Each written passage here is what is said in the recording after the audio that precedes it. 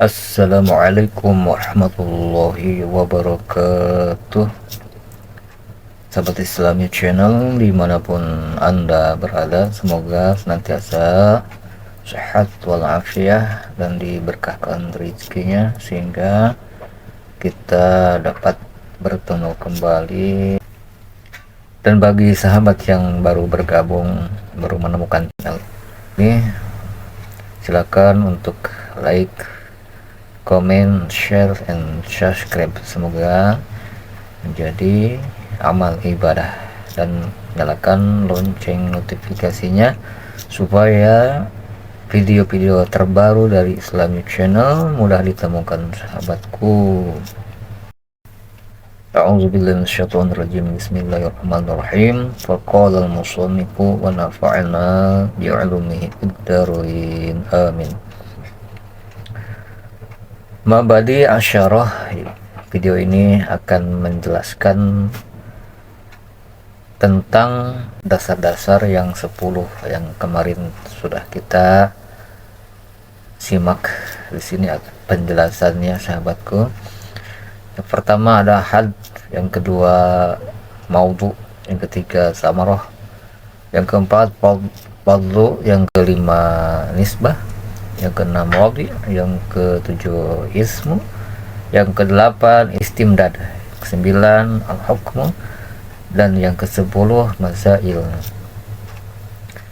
Mari kita simak sama-sama sahabat Islami Channel. Al-haddu definisi, ta'rif. Karena kita akan belajar ilmu nahwu, maka di sini ta'rifnya ta'rif ilmu nahwu ya. Al-haddu ilmun bi usulin yu'rafu bihi ahwalu awakhiril kalimi i'raban wa binaan.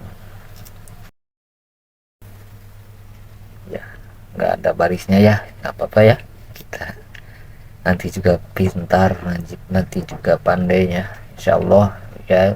Ilmu nahwu kayak begini, ilmu nahwu seperti begini, tidak ada ilmu nahwu, tidak ada baris fathah, kasrah, doma itu tidak ada ya, doma, fathah, kasrah, tanwin itu tidak ada ya. Ini ilmunya yang akan mengatur semua baris-baris itu ya.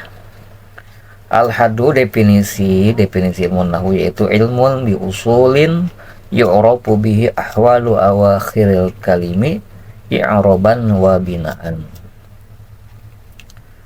Ilmun bi usulin, jadi sebuah ilmu tentang usul, tentang dasar-dasar, pokok-pokok. Jadi ilmu nahwu itu sebuah ilmu dasar-dasar, pokok-pokok, yu'rafu bihi ahwalu awakhiril kalimi i'raban wa binaan. Yu'rafu yang diketahui, bihi dengan ilmu itu, ahwalu awakhiril kalimi keadaan akhir-akhir kalimat, keadaan akhir kalimat. Jadi keadaan akhir kalimat bisa diketahui ya dengan dasar-dasar ilmu nahwu, baik dalam segi i'rabnya, mu'rab, dan mabninya gitu ya. Jadi kalimat itu ada yang mu'rab dan ada yang mabni. I'rab artinya sederhananya diartikan berubah, i'raban. Binaan yaitu tetap gitu ya. Jadi kita bisa mengetahui akhir kalimat berubah atau tidaknya ya, berubah dan tidaknya dengan dasar-dasar ilmu nahwu gitu ya. Di ilmu nahwu akan membahas tentang kalimat. Nanti kita jelaskan kalimat itu apa. Ini sebagai pembuka aja ya, pembuka istilah kalimat i'rab atau mu'rab, bina. Nah itu ya nanti insyaallah di next video. Yang keduanya itu al-maudhu'. Maudhu' bacanya. Al-maudhu' yaitu pokok pembahasan. Jadi yang dibahas dalam ilmu nahwu itu pokoknya apa? Pokok bahasan dalam ilmu nahwu yaitu kalimatul arabiyah. Jadi kalimat berbahasa Arab. Ya, kalimat berbahasa Arab. Ya seperti mu'rab, kalimat mu'rab, kalimat mabni, kalimat yang berubah karena ada amil, ya, karena ada amil dia berubah kalau ada amil. Tapi ada juga kalimat walaupun ada amil gitu ya, tapi dia tidak mau berubah. Janganlah kita seperti mabni, janganlah kita seperti orang yang mabni, orang yang tidak berubah. Jadilah kita orang-orang yang mu'rab, jadilah kita orang-orang yang berubah dari tidak baik menjadi baik.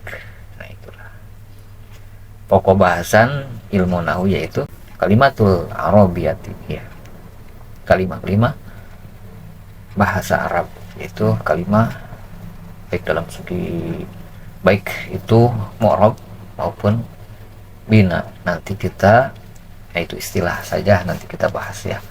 Semangat sahabatku. Yang selanjutnya yaitu samroh,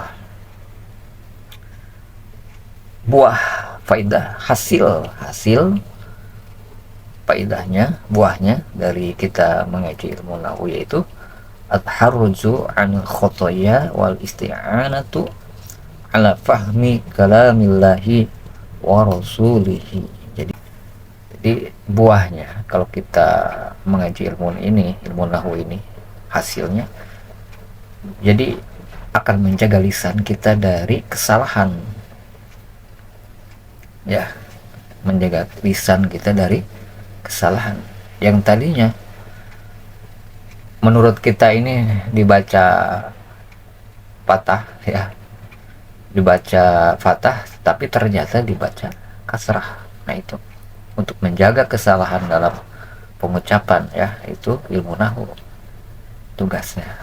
Wal isti'anatu ala fahmi kalamillahi wa rasulih,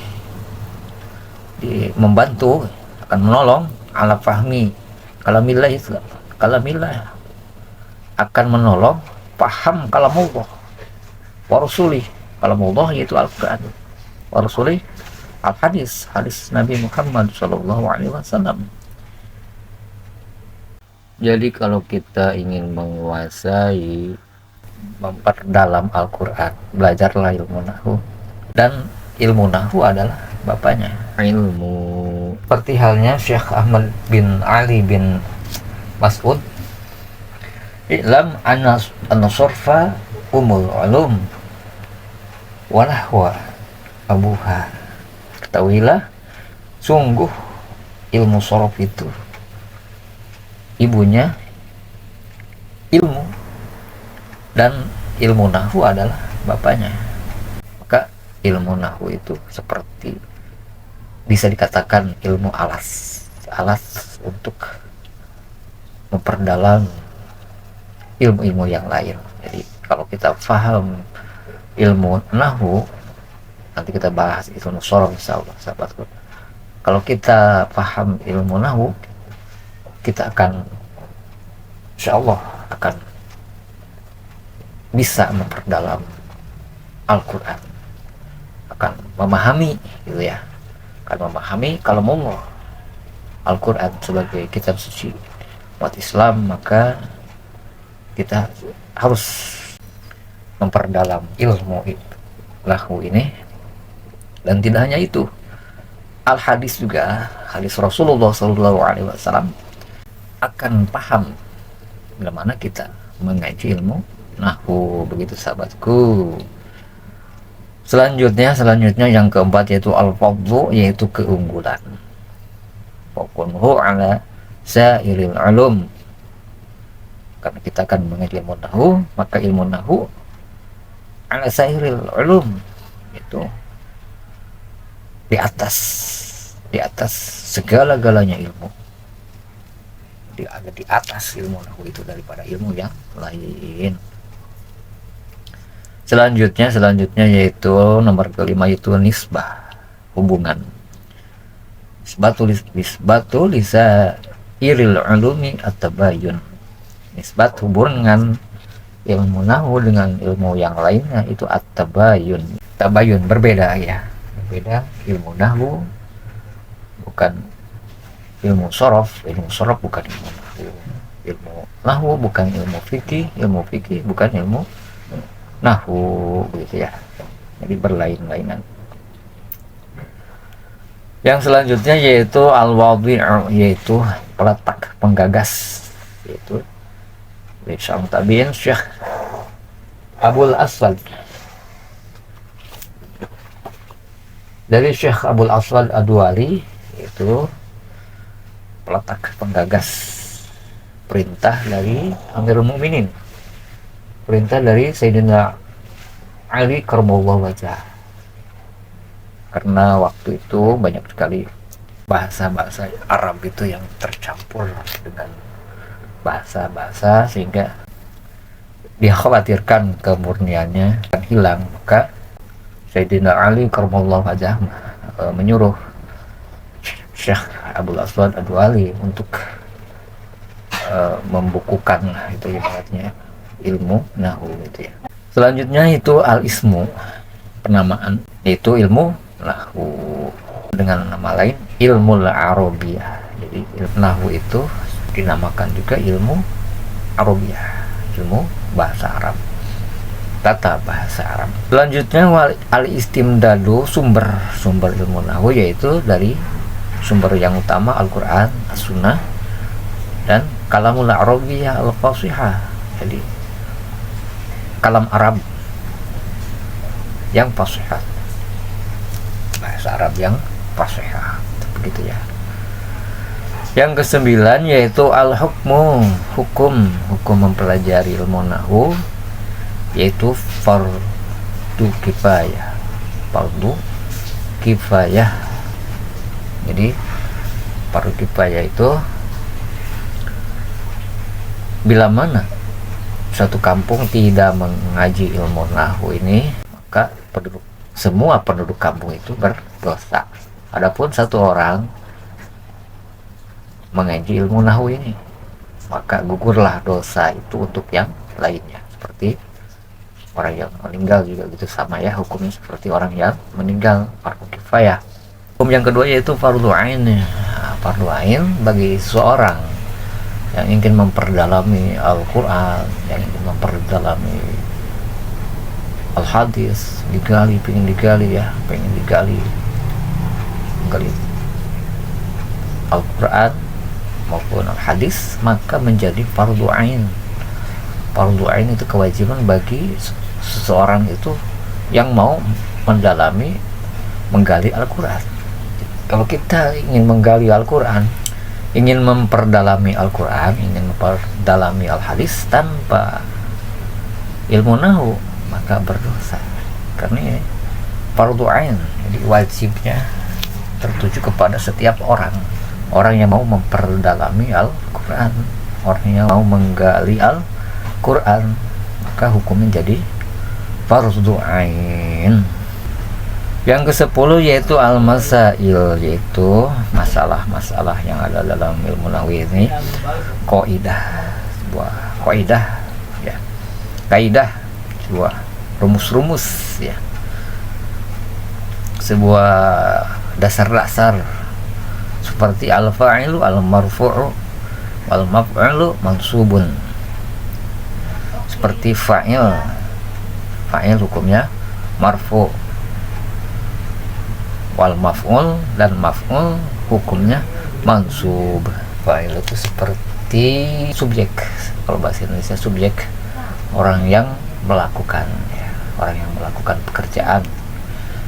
Seperti bahasa Indonesia itu pelaku ya, misalkan ayah sedang makan, nah ayah itu sebagai subjek, sebagai pelaku, fa'il, maka fa'il hukumnya rofa.